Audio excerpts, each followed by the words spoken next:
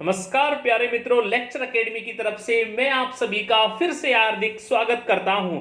आज हम पढ़ने वाले हैं इतिहास के एक महान योद्धा को, उस योद्धा को जिसका नाम सुनते ही शरीर में खून का संचार तेज हो जाता है, जिसका नाम सुनते ही शरीर में जोश का संचार हो जाता है, जिसका नाम सुनते ही मुगलिया सल्तनत थरथरा जाती थी। उस वीर योद्धा को पढ़ने वाले हैं जिसने दक्षिण में हिंदवी स्वराज की स्थापना की थी, जिसने मराठा साम्राज्य को स्थापित किया था।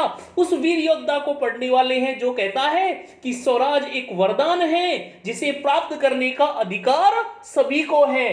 जान गए होंगे, आज हम बात कर रहे हैं छत्रपति शिवाजी महाराज की। हम शुरुआत करते हैं शिवाजी महाराज। शिवाजी महाराज का जीवन काल 1627 से 1680 ईस्वी तक रहा। इनकी जाति मराठा थी और वंश भोसले था। इनका जन्म 19 फरवरी 1627 को शिवनेरी के दुर्ग में हुआ था, जो पुणे के निकट जूनार शहर में स्थित है। महाराष्ट्र सरकार द्वारा प्रतिवर्ष 19 फरवरी को शिवाजी जयंती भी मनाई जाती है। इनके पिता का नाम शहाजी भोसले था। इनके पिता का नाम शहाजी भोसले था और ये शहाजी भोसले तत्कालीन दक्कन साम्राज्य के लिए काम किया करते थे। यानी तत्कालीन जो दक्कन साम्राज्य था उसमें एक उच्च सैन्य अधिकारी के पद पर आसीन थे। इनके पास पुणे की जागीर भी थी।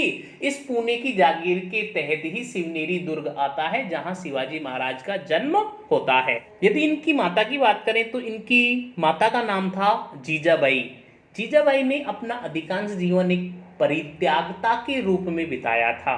क्यों बिताया? क्योंकि जो शहाजी भोसले थे उन्होंने जल्दी ही तुकाराम मोहिते नामक महिला से शादी की थी और वो इस महिला के प्रति ज्यादा आसक्त थे। इसलिए जीजाबाई इनसे अलग रहने लगी और जीजाबाई ने अकेले ही शिवाजी का लालन पालन किया था। जीजाबाई एक आध्यात्मिक प्रवृत्ति की महिला थी। आध्यात्मिक प्रवृत्ति की महिला होने के कारण बचपन से ही जीजाबाई ने शिवाजी को रामायण, महाभारत और बहुत से धार्मिक ग्रंथों की शिक्षा दी। शिवाजी के जीवन पर जो सर्वाधिक प्रभाव पड़ा वो जीजाबाई का ही पड़ा।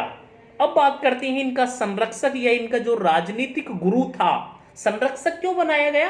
क्योंकि इनका पिता शहाजी भोसले इनसे अलग रहते थे, इसलिए संरक्षक की आवश्यकता थी। तो यहां संरक्षक बनाया गया इनका दादाजी कोंडदेव। ये इनके दादाजी नहीं थे, इनके दादाजी का नाम तो मालोजी भोसले था। ये इनके संरक्षक थे। दादाजी कोंडदेव के द्वारा शिवाजी महाराज को घुड़सवारी, अस्त्र शस्त्र की शिक्षा दी जाती है। इनके आध्यात्मिक गुरु की बात करें तो इनका आध्यात्मिक गुरु है रामदास। उसके बाद 1940 में शिवाजी महाराज का विवाह हो जाता है और विवाह होता है साईबाई निबालकर नामक महिला से इनका विवाह हो जाता है और इसी महिला से आगे संभाजी का जन्म होता है, जो शिवाजी महाराज का उत्तराधिकारी होता है। यदि हम बात करें 16वीं सदी के प्रारंभ की, तो 16वीं सदी के प्रारंभ में जो दक्कन साम्राज्य था, जो दक्षिण भारत था, या हम कहें कि जो बहमनी साम्राज्य था, वो 3 इस्लामिक सल्तनतों में विभाजित था। 3 इस्लामिक सल्तनतों का वहां शासन था।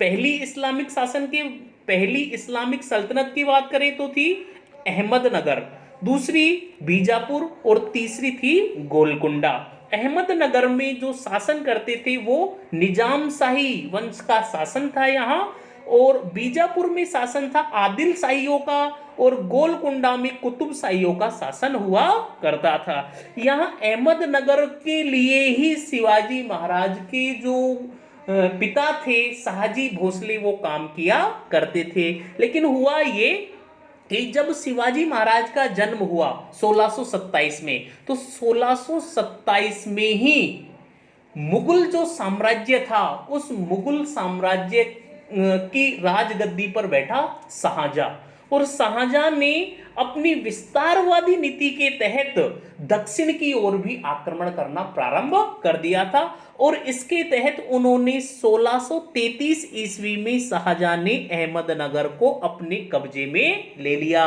तो इस संघर्ष में जो शाहजी भोसले थे, उस शाहजी भोसले ने मुगलों का साथ नहीं दिया और शाहजी भोसले ने प्रयास किया कि यहाँ निजामशाही वंश का उत्तराधिकारी शासन करे।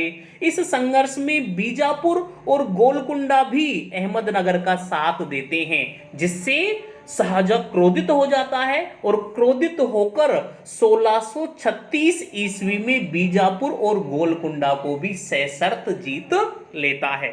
अब 1636 में बीजापुर व गोलकुंडा भी मुगलों के अधिकार में आ जाता है और यहाँ एक मुगल सूबेदार नियुक्त किया जाता है। दक्षिण का सूबेदार औरंगजेब को बना दिया जाता है और औरंगजेब पहली बार 1636 में यहाँ का सूबेदार बनता है और 1644 तक रहता है। उसके बाद औरंगजेब को दोबारा भी दक्षिण का सूबेदार बनाया जाता है और ये बनाया जाता है 1652 से 1657 तक। 1652 से 1657 तक औरंगजेब वापस दक्षिण का सूबेदार नियुक्त किया। जी अब प्रारंभ करते हैं कि शिवाजी महाराज का जो प्रारंभिक अभियान था वो क्या था। तो 1640 ईस्वी में शिवाजी महाराज को उनके पिता के द्वारा पुणे की जागीर दे दी जाती है। पुणे की जागीर, उस समय जो पुणे था वो बीजापुर सल्तनत के अधीन था और बीजापुर में शासन था आदिल शाहियों का। तो आदिल शाही सल्तनत के अधीन पुणे को शिवाजी महाराज स्वतंत्र कराना चाहते थे। यानी जो शिवाजी महाराज थे वो स्वराज की जो अवधारणा है उसको अपनाते थे कि मैं इनके अधीन नहीं रहूंगा, मैं स्वतंत्र रहूंगा इनसे। तो इसके लिए उसने क्या किया, अपनी एक छोटी सी सेना बनाना प्रारंभ की। सेना बनाने के लिए उसने पुणे के निकट एक मावल क्षेत्र है, ये पहाड़ियों से घिरा हुआ क्षेत्र है और यहाँ के लोग बड़े अष्टपुष्ट होते थे, बड़े बहादुर थे। तो उन लोगों को शिवाजी महाराज ने चुना, उन लोगों में स्वराज की भावना उत्पन्न की, उन लोगों को संगठित करके एक छोटी सी सेना बनाई। तो कुछ इतिहासकारों की बात करें तो शिवाजी महाराज ने 1643 ईस्वी में सर्वप्रथम सिंहगढ़ को जीता, यानी कोंडाना को जीता। यहाँ पे फिरंगोजी नरसा का शासन था तो उसको हराकर शिवाजी ने सिंहगढ़ को जीता। लेकिन ज्यादातर इतिहासकारों का मानना है कि शिवाजी का जो अभियान था वो 1646 ईस्वी से प्रारंभ हुआ। 1646 ईस्वी में शिवाजी महाराज ने सर्वप्रथम तोरण दुर्ग को जीता। सर्वप्रथम किसको जीता? तोरण दुर्ग को जीता। तोरण दुर्ग पर आदिल शाही यानी बीजापुर सल्तनत का शासन हुआ करता था। इस तोरण के बाद इसके निकट एक राजगढ़ दुर्ग स्थित है, तो राजगढ़ दुर्ग को भी शिवाजी महाराज ने जीत लिया। इसके बाद आदिल शाही घबरा गए कि शिवाजी महाराज की सैन्य शक्ति, शिवाजी महाराज की सेना को देखकर आदिल शाही घबरा गए और उन्होंने उनके पिता शाहजी भोसले को कहा कि अपने पुत्र को समझाओ, ये क्या कर रहा है, ये तो हमारे अधीन था और ये स्वतंत्र होने का प्रयास कर रहा है। तो इसके लिए उन्होंने शिवाजी महाराज के पिता को जेल में भी डाल दिया। अब इसके बाद शिवाजी महाराज 1648 में पुरंदर किले को जीतते हैं और यहाँ नीलोजी नीलकंठ को हराकर शिवाजी महाराज पुरंदर किले को जीतते हैं। लेकिन इसी के साथ ही शिवाजी महाराज के जो पिता था शाहजी भोसले, उसे आदिल शाहियों ने जेल में डलवा दिया।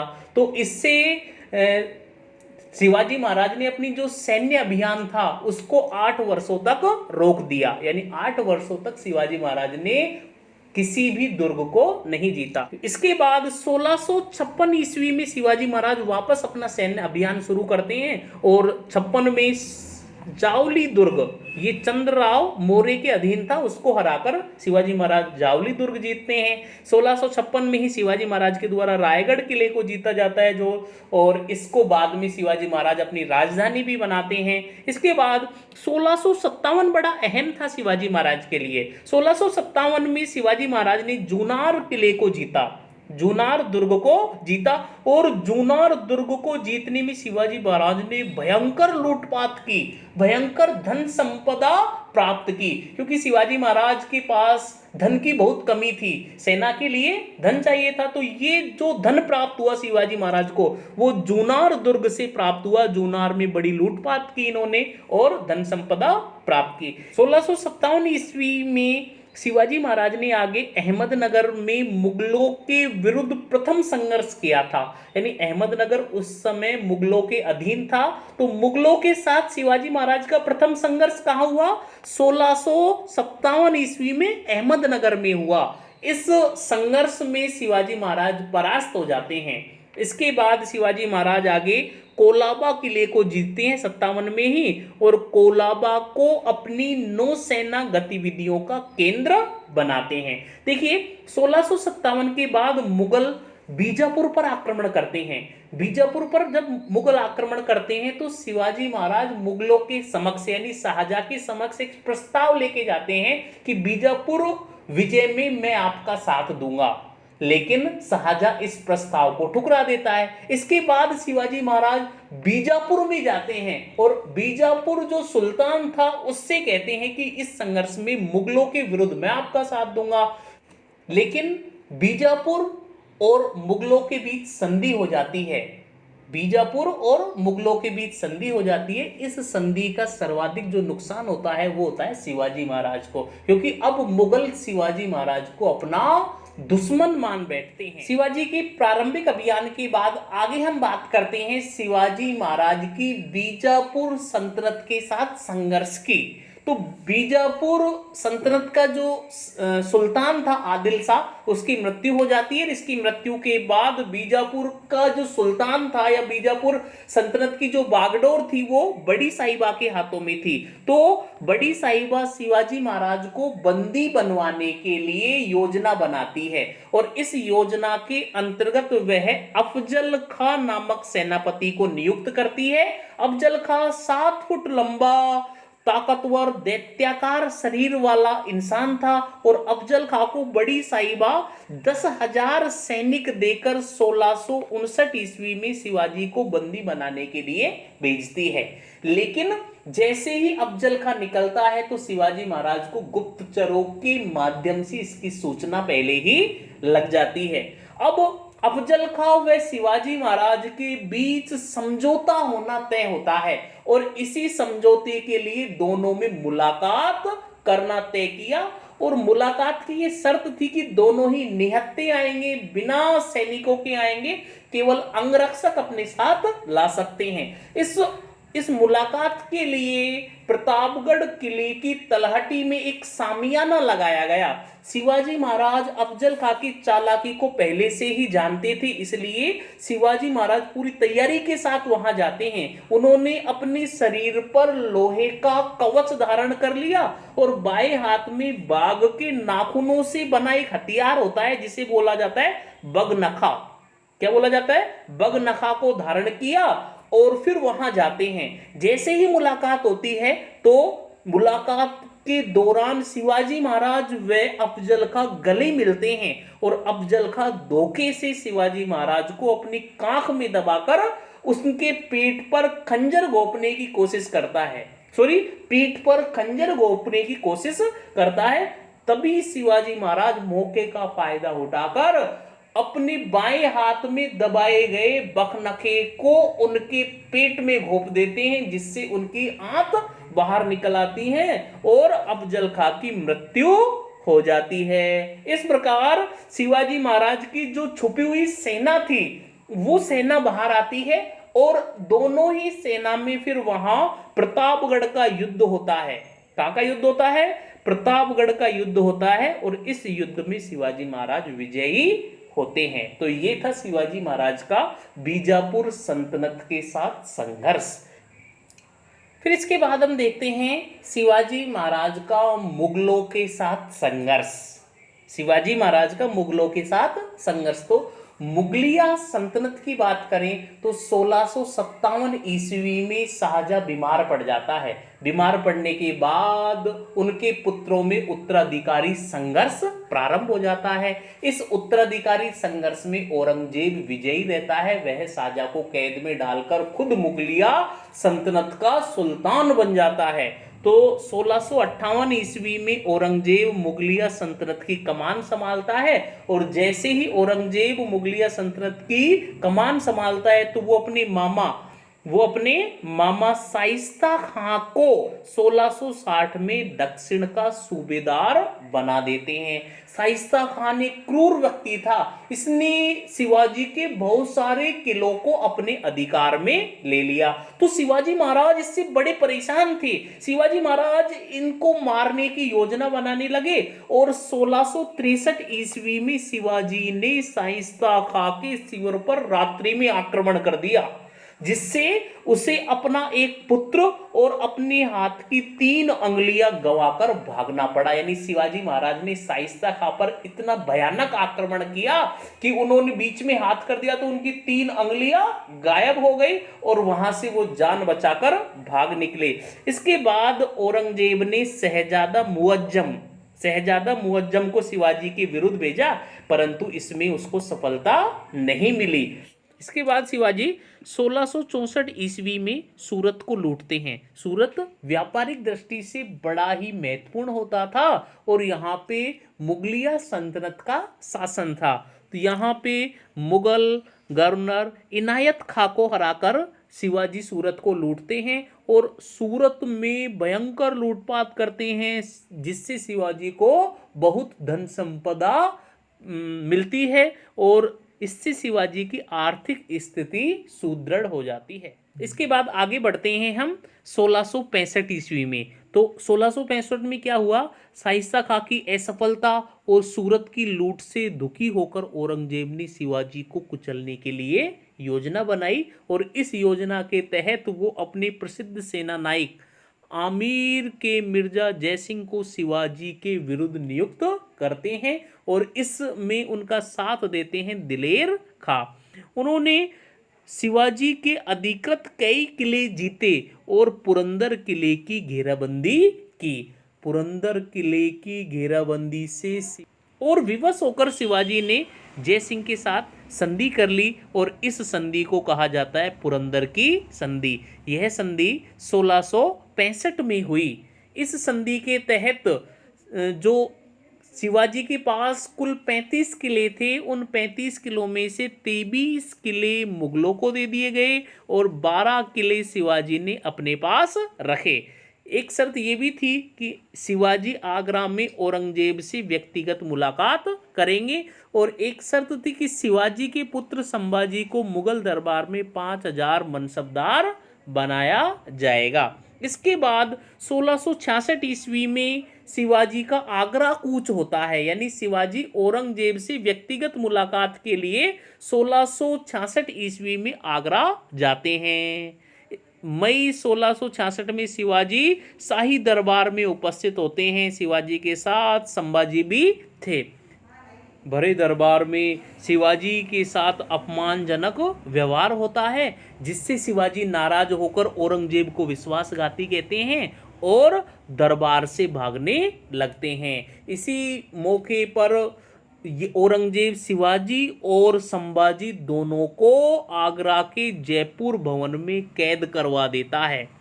इसमें जयसिंह और उसके पुत्र राम सिंह की सहायता से शिवाजी आगरा के जयपुर भवन की कैद से निकलने में सफल हो जाता है। कि कैद से निकलकर शिवाजी वापस दक्षिण में आ जाते हैं और वापस मुगलों के अधीन किले को जीतने लगते हैं। इसी दौरान 1668 ईस्वी में शिवाजी का मुगलों से समझौता होता है। इसको देखेंगे तो 1666 में दक्षिण का सूबेदार बनाया जाता है मुअज्जम को, और इसकी सहायता के लिए मारवाड़ के यशवंत सिंह को लगाया जाता है। यशवंत सिंह शिवाजी का बड़ा आदर करता था, अतः उसने शिवाजी व औरंगजेब से समझौता करा दिया। यानी शिवाजी व औरंगजेब में एक समझौता हो गया, एक करार हो गया। इस करार के तहत शिवाजी को औरंगजेब ने राजा की उपाधि दी।